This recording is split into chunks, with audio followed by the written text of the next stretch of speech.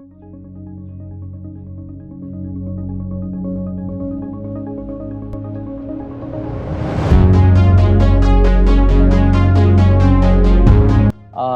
any other contract, there will be a mark-to-market value, right, on a daily basis. So, for example, if you do 6-month LIBOR plus 1.5% against, let's say, 8%, right? You did this swap. Now, 2 years later, you are prepaying this loan. Now, at that time, this swap will be 3-year maturity remaining, right? 3-year swap. At that time, the bank will look at at that time's MIFOR rate, right, and evaluate this, recalculate the value of this swap and see at that time, let's say, a new swap for the remaining maturity could be costing 7.5. for example, or 8.5, depending on where the market is at that time. The difference is reflected in so that 50 basis points extra or whatever that number is on the next 3 years. And also the spot would have changed. Today you are exchanging the principal decided at 76.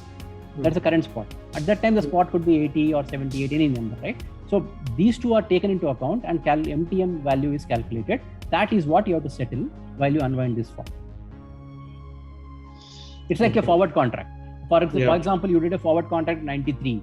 2 years later, the forward rate for the same maturity is 88. That 5 rupees you are losing, right? In a way. That 5 rupees you have to settle if you want to unwind that contract. Same logic. Got it. Okay.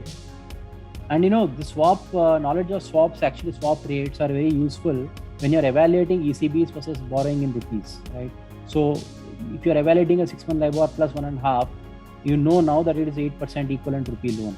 So you can take a call based on your current rupee borrowing rates. And also another thing, right? I mean, we are talking about swaps here, which are full hedge structures. Now there are other structures also. We did this in the ECB hedging seminar workshop. There are other structures like options, which can be used to even reduce this cost further.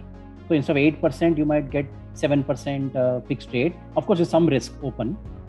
So those can be evaluated. But for that, the starting point is to know what is my fully hedged cost and how does that compare with my rupee cost. And then evaluate on apple-to-apple basis whether this borrowing of ECB makes sense or not. So to that extent, swap pricing is very useful, estimating a swap rate.